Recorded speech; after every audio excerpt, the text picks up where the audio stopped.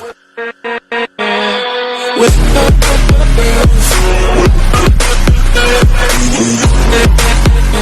up, everybody? It is your boy Ash. I'm back again today, everybody. Happy Tuesday. This time coming to you guys with my review of One Piece manga chapter 986. Guys, what a chapter this was. I mean, Onigashima has been killing it in this arc. I mean, ever since we got to this island, it's been one chapter after another that's been just straight fire, guys. So this chapter again brings that fire. I cannot wait to jump into it, guys. But first things first, gotta hit that subscribe button, hit that like button, hit that bell, everybody. Road to 100 subscribers. I truly appreciate you guys jumping in and tuning in every day. So thank you, guys.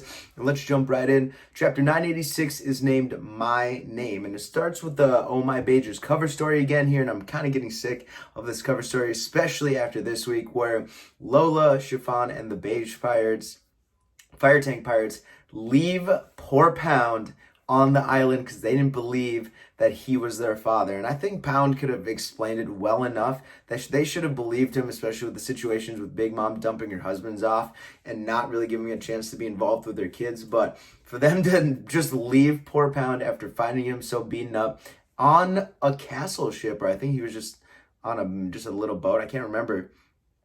Just ridiculous. So I'm really done with the Beiger's cover story. I hope it ends next week or next 2 weeks or something, but we need to move on. So jumping into this chapter, everybody, we jump right to where we ended off with the Scabbards here.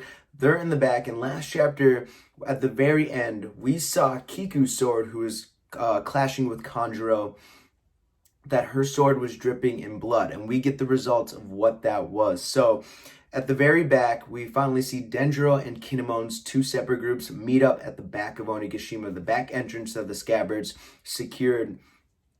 And really at this point, I think they've got the entire back part surrounded. So if both of their groups met, that means the bulk of their power is at the back entrance here, which means they have the full support of the Samurai Rebellion at the back towards or closest to Kaido's castle. So they're in a really good position right now to do a lot of damage and for a great sneak attack, and we kind of see that in this chapter. So their forces meet. They're cheering on Denjiro and Kinemon, the leaders of the Scabbards right now, and they're walking up the entrance, and they see the Scabbards kind of lining the entrance, and we see Raizo crying, Kiku's crying, and we see the results of Kiku and Kanjuro's fight. Kanjuro has been sliced down. He's bleeding out from the mouth and from the body here.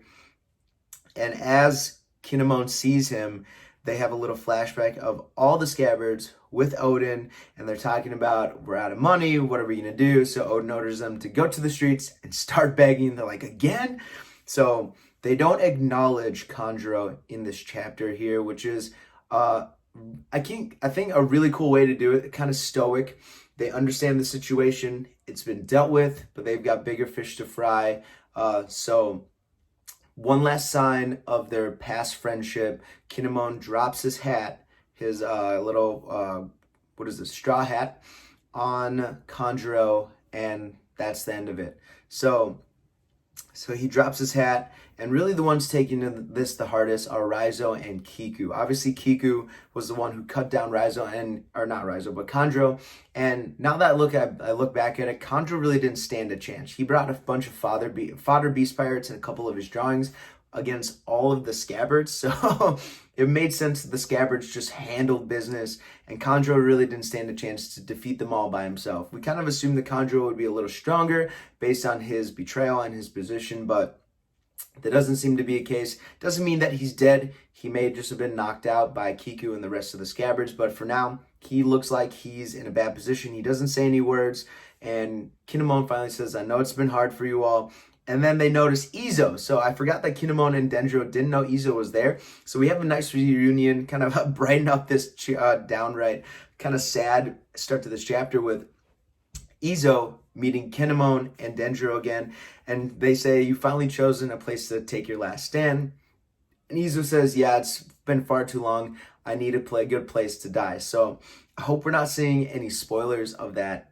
Izo or the other Scabbards are going to use this place to kind of leave their final battle. Obviously, Izo, I'm sure, feels bad for what happened with Whitebeard and him not being there to protect Whitebeard or die by Whitebeard's side. So hopefully Izo does not die in in this arc, I'd be really sad because Izo is a really cool character. He's obviously a badass warrior, samurai, gunsmith, whatever he is. So hope there's no death flags over Izo right now, but kind of a really telling scene. And then we get to see the results of that battle.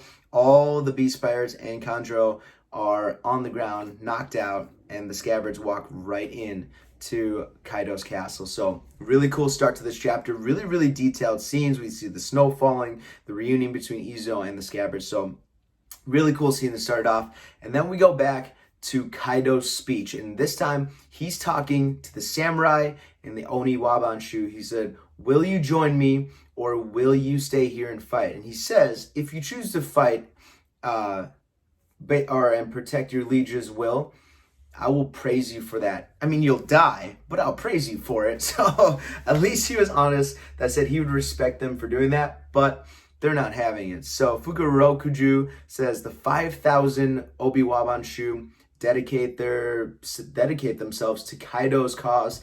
And then we meet Hote. So we've met Hote before. He was walking down the street as Orochi was talking about the samurai, or Denjiro was talking about the samurai.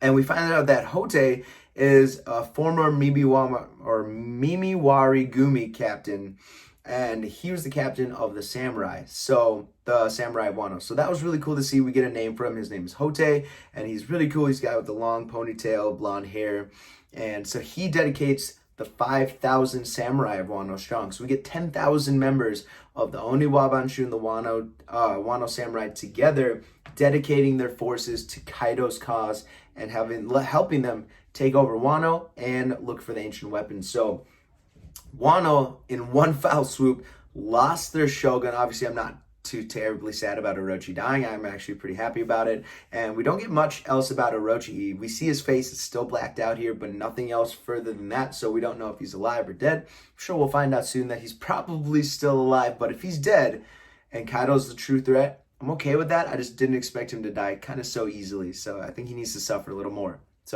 But Wano lost its shogun, it lost its samurai, and its ninjas. So Wano's completely defenseless. There's going to have no one to back him up except for the rebellion. So, and the one who takes this most to heart, is Hyogoro of the Flowers. He's like, where's your warrior will? You won't even stand up for your country. You gave up on Orochi so easily after all that he's done. Obviously, he doesn't feel bad for Orochi, but he's upset that the samurai and the Fukurokuju's ninja just traded sides so easily, regardless of an outsider taking over and planning terrible, terrible things to their home country of Wano. So Hyogoro's obviously upset about that, and I can't really blame him. I think it's kind of BS that they just were like, yeah, we didn't really like him anyways.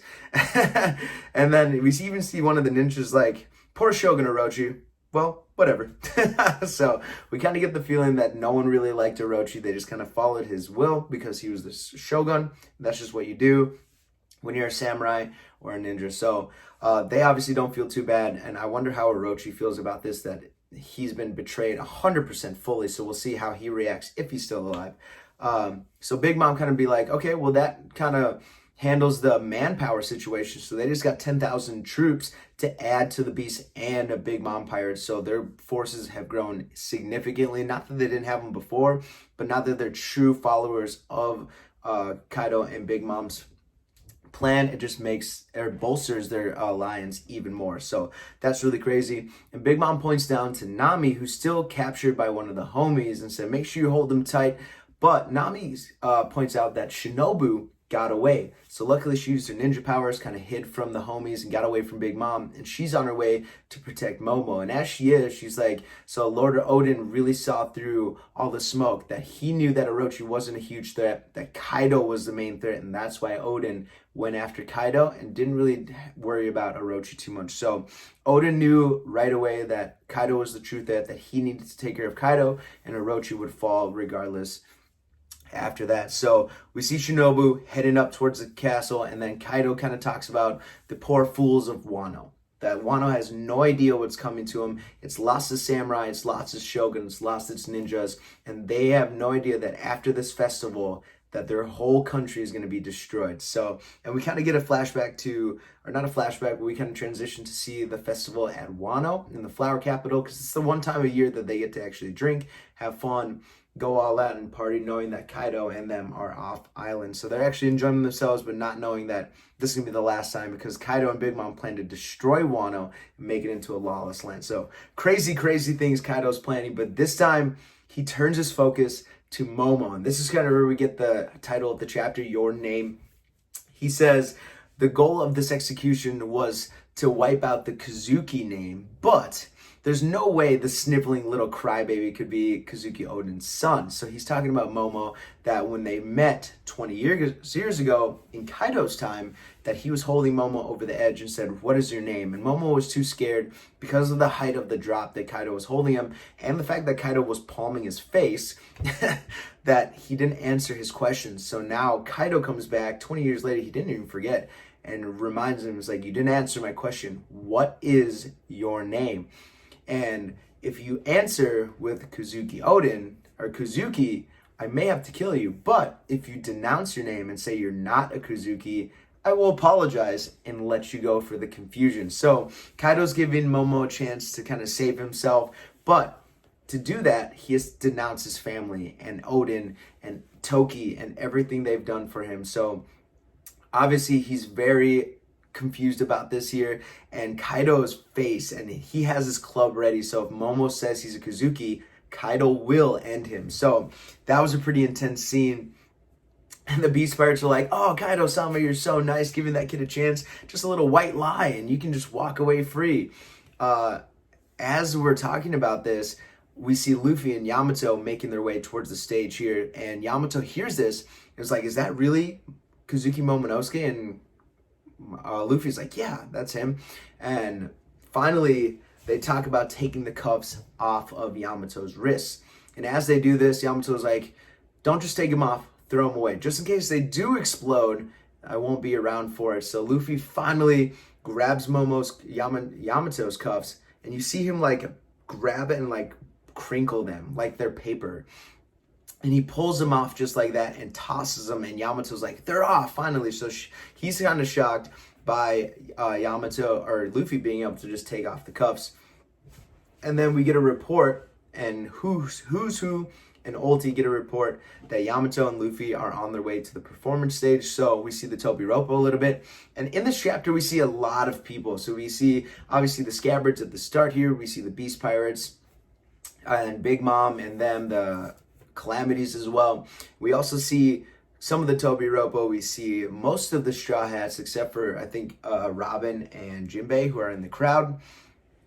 And then we see Zoro, Kid, Law, and Beppo is obviously in the background. So in this chapter, we just get to see a bunch of them. And in that next scene, we just see kind of what everyone else is doing. So we see Usopp and Chopper making their way towards the performance stage. They heard the report that Momo's in trouble, that he's about to get executed, so they're making their way. But Chopper throws a little bit of an interesting thing in, and we see around the Brachio tank that there's giant vats of sake, and he said there are giants all around us. So I think, floating here, I think that Usopp and Chopper are surrounded by the numbers here, and they enter the chamber of the numbers. And if they start fighting the numbers, that would be super, super cool to see the Brachio tank versus the numbers here. Obviously, they're really hoping that the exterior of the tank can hold up against them as they make their way towards the performance stage here. We see the Scabbards cutting down Beast Pirates left and right here as they're making their way towards the performance stage. And obviously, Law, Kid, and Zoro are handling business here. Zoro looks like he's pissed, so I'm excited for that. And obviously, Kid is killing everyone inside. But then we come back to Momo, and Momo kind of has a flashback of his mom and dad. And we're going to start with Toki saying, you are meant to one day carry on the nation on your shoulders. So we remember Toki talking to Momo about that, kind of giving him his birthright, what he has to look forward to and what is on his plate. He is the son of the future shogun, that he has to be able to be strong and lead this nation one day. And then we cut to another scene of Momo asking Oden what his name means, and Kaido, or not Kaido, but Oden says, your name means, Momo is a name that means second to none, which is super, super cool. What a cool name, Momo, second to none. And then finally Momo gets the courage, and this is where the name comes from, the title of the chapter. He says, "My name is Kazuki Momonosuke." And I think I got chills when I read this scene here. You get just my hair stood up, and he stands up to Kaido, and you kind of get a flashback of Luffy saying, "I'm gonna be the Pirate King," and that's what he thinks of before he says it. He says, "I'm Kazuki Momonosuke, the man who will be Shogun of Wano one day." And I was like, oh my God, let's go.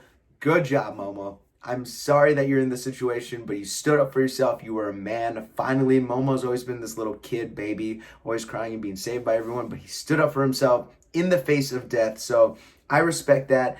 And the crowd starts laughing at him, but Kaido is not laughing. He looks pissed. He grabs his Monombo club and he's about to end Momo. And all of a sudden there's an explosion right under the performance stage here, and we find out that it was the cuffs that Luffy threw that were on Yamato's wrist. So we find out that they were explosive cuffs, that Kaido actually put explosive cuffs on Yamato so he couldn't leave the village, couldn't leave the island. It's just crazy. We see Yamato just crying, her mouth is open, and she is pissed. She's like, "You crazy cow gorilla, how could you actually put explosive wrists? Were you trying to kill me? And I denounce you as my father. You are no longer my father." And Luffy tells Yamato to wait, because Yamato's on her way. They're looking up at Kaido, and they're like, "Wait, we're not the ones who have to start this fight." And all of a sudden, we see from behind Kaido, the wall explodes, and the scabbards just pop out of nowhere. Oh my God. When I read this scene, I was so pumped, so excited. The scabbards appear, and the calamities are shook about it. The king says that Akazai is samurai, and then Queen is like, where did they come from? Like, how did they show up here? And Jack notices that the kings of the Cat Viper, there we go. Gosh, I can't remember. I'm too excited.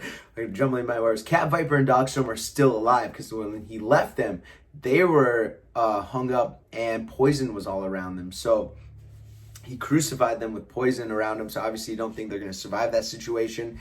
And they get ready to fight back when Izo shoots King's sword out of his hand. And obviously Izo is a badass here. So that's a really cool scene. Shoots King's sword out of his hand, and Cat Viper declubs Kaido, hits the club out of his hand, and they all start jumping in. They notice that Kyoshiro is there as well. Obviously Denjiro now, but they jump in. Denjiro and Kinemon, obviously the two that really had to do the most damage to Kaido. And Kaido screams out, "Your swords will do nothing to me." And then he gets a small flashback of Odin saying, "Do not come back to Wano." And he gets a little scared, and the Beast Pirates are like, "Dude, this is not the time to drink. Like, grab your swords. It's a raid."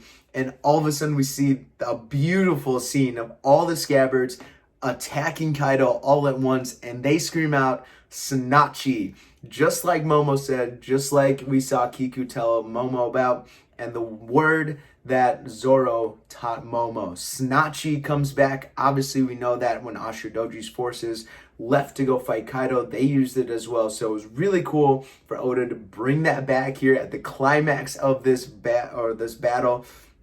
Not the climax, but the very start of the full raid has begun, guys. We've been waiting so long to get to this point. I'm so excited that we're here.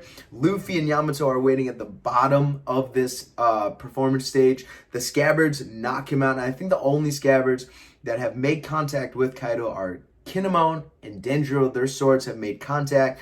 Kaido is like grabbing on the Cat Viper, pushing him away. We see Raizo there. We see Dogstorm and Kiku all trying to stab him as well with Ashidoji.